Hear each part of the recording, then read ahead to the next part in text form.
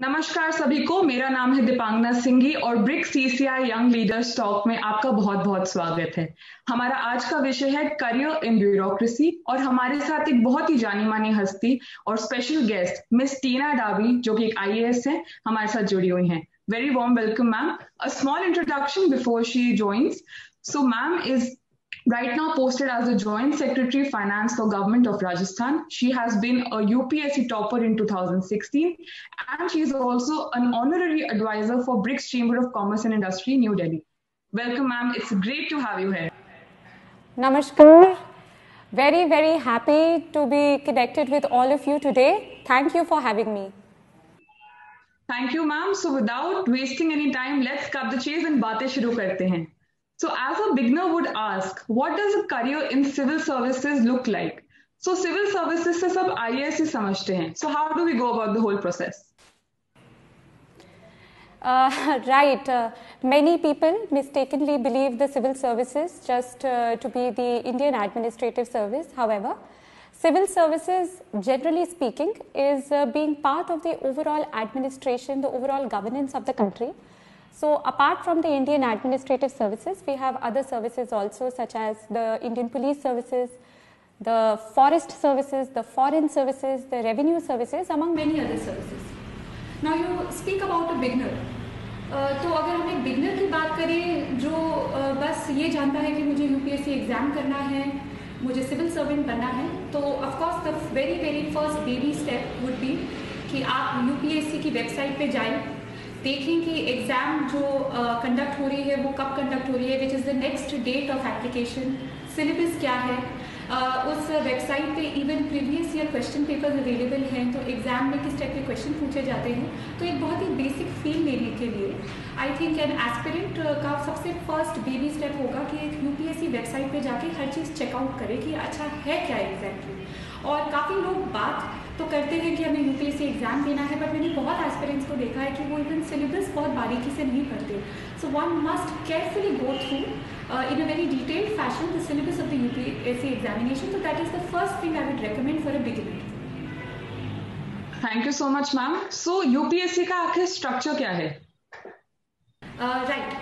So the UPSC examination is divided into say 3 phases. So the first phase is that of the preliminary examination, जिसमें objective type questions, multiple choice questions पूछे जाते हैं. The second part of the examination is that of the mains examination, which is comprising of the written papers, and the third part, the third phase is the interview or the personality test.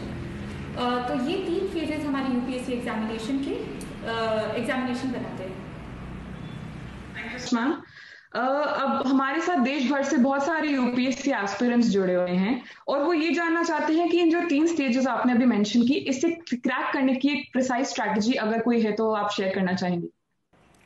Right, I'll try to be brief and concise, क्योंकि this is a question जिसपे बहुत सारी चीज़ें हैं जिसपे कही जा सकती हैं। आपने बात करी कि बहुत सारे यूपीएससी एस्पिरेंट्स हमारे साथ जुड़े हैं, and I am trying to speak both in Hindi and English so that we cater to both the audiences out there listening to us today. काफ़ी बच्चे जिनसे मैं भी इंटरेक्ट करती हूँ, एस्पिरेंट से इंटरेक्ट करती हूँ, तो वो पूछते हैं कि मैम अभी हम स्कूल में हैं और हमें यूपीएससी एग्जामिनेशन देना है या हम कॉलेज में हैं। सो अगर किसी स्टूडेंट ने, स्कूल स्टूडेंट ने अभी से सोच लिया है कि वो यूपीएससी एग्जामिनेशन देकर सिविल सर्विसेज में आना चाहते हैं, तो that's a very good start, क्योंकि स्कूल टाइम से ही जो स्पेशली हमारी 10th, 11th, 12th की जो NCERTs होती है सारे स्ट्रीम्स की, they form a huge part of the UPSC syllabus.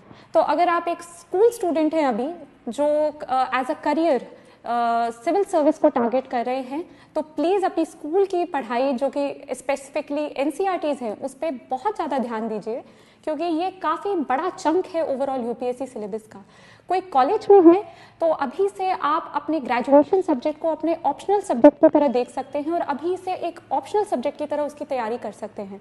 तो अपार्ट फ्रॉम आप NCERTs पढ़ लें स्कूल के, या ऑप्शनल अपने ग्रेजुएशन सब्जेक्ट को एज एन ऑप्शनल सब्जेक्ट की प्लानिंग कर लें, so that will overall help you for the examination जब भी आप उसे देना चाहें। हम अगर वर्किंग प्रोफेशनल्स की बात करें तो ये चाहे कोई वर्किंग प्रोफेशनल हो या एक स्कूल स्टूडेंट हो या कॉलेज स्टूडेंट हो, अगर यूपीएससी की परीक्षा दे रहा हो तो ओवरऑल एक एवरीडे बेसिस पे 7 to 8 आवर्स की स्टडी रखती है। तो एक वर्किंग प्रोफेशनल को अपने अपार्ट फ्रॉम हिज और हर वर्किंग शेड्यूल वो टाइम फ्रेम निकालना पड़ेगा फॉर द स्टडीज़। अब हम अगर स्पेसिफिकली बात करें तो प्रिस्क्राइब्ड बुक लिस्ट, सो कौन कौन सी किताबें पढ़ी जाती हैं यूपीएससी एग्जामिनेशन के लिए, इसको मैं और अन्य बहुत सारे IAS officers, IPS officers, civil servants जो सिलेक्ट हो चुके हैं, उन्होंने एक एक्सटेंसिव लिस्ट ऑलरेडी दी हुई है जो आप इंटरनेट पे सर्च करें तो मिलेगी, तो मैं उस पर बात नहीं करना चाहूँगी। मैं बात करना चाहूँगी कि जब आपके पास वो प्रिस्क्राइब्ड बुक लिस्ट हो तब आपकी स्ट्रैटेजी क्या रहे। तो स्ट्रैटेजी ऑफकोर्स रहेगी कि आप उसे स्टडी करेंगे, प्रिपेयर करेंगे, उन बुक्स को आप मेमोराइज करेंगे, रिवाइज करेंगे। और मेरी इसमें स्पेसिफिकली प्रीलिम्स या मेंस के लिए ये एडवाइस रहेगी कि जो बुक्स हैं उनको मिनिमम आप 3 to 4 टाइम्स रिवाइज कर सकें before going for the examination, because then that will make you very familiar with what will be asked या what can be asked in the examination. दूसरी चीज़ जो प्रीलिम्स और mains दोनों के लिए वर्क करेगी वो है practicing previous year question papers.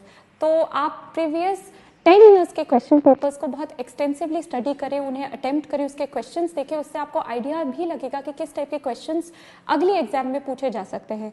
इसके अलावा मॉक टेस्ट पेपर्स जो आपको मार्केट में मिल जाएंगे, जो वेबसाइट्स पे मिल जाएंगे, कोचिंग इंस्टीट्यूट्स में मिल जाएंगे, बहुत सारे जरिए हैं। तो जो मॉक टेस्ट पेपर्स है उनकी बहुत अच्छी प्रिपरेशन करें, क्योंकि वो आपको बताएंगे कि करेंटली कौन कौन से ऐसे क्वेश्चंस हैं जो यूपीएससी अपनी एग्जामिनेशन में पूछ सकता है।